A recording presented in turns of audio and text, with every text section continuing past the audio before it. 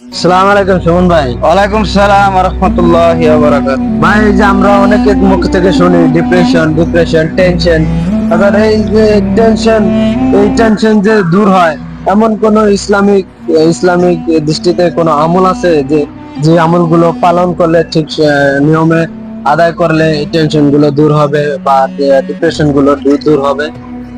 আপনার জানা মতে কি হ্যাঁ, আছে? অবশ্যই আছে। আসলে আল্লাহ পাক এই যে কোরআনুল কারীম আমাদের উপর দিয়েছেন, আমাদের শেষ নবী আখিরি নবীর উপর নাজিল করেছেন। এই দুনিয়া যতদিন থাকবে কোরআন ততদিন থাকবে। এই জন্য আমি শর্ট করে যদি বলতে চাই, সব শেফা বলেন, যা কিছু বলেন, বিজ্ঞান বলেন, বিজ্ঞান আজ আজ আবিষ্কার করছে নতুন নতুন, যা আবিষ্কার করছে দুনিয়াতে, যাই হচ্ছে, যাই আবিষ্কার করেছে সবকিছু কোরআন রিসার্চ করে তারপর তারা আবিষ্কার করেছে, সবকিছু করছে, দুনিয়া চলতেছে। আল্লাহ তাআলা কোরআন 30 পারা কোরআন শরীফের মধ্যে সবকিছু দিয়েছে।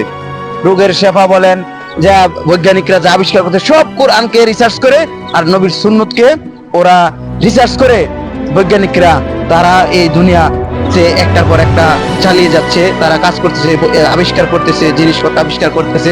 এই জন্য আমি লম্বা করে সরকার যদি আপনাকে বলতে চাই, আসলে আপনার যে আমল, বিভিন্ন আমল আছে, কিন্তু আমি নিজে ওই আমলটা করি, তাই আপনাকে এই মেসেজটা দিতে চাই, আমলটা রীতিমতো করবেন।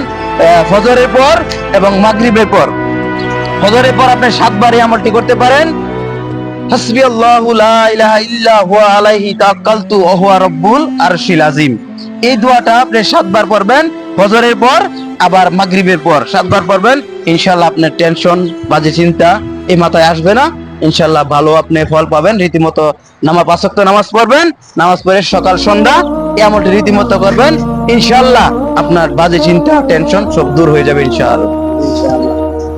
Sabaika Asankya Danyabada Video T Lasta Payonta Dakara Janya.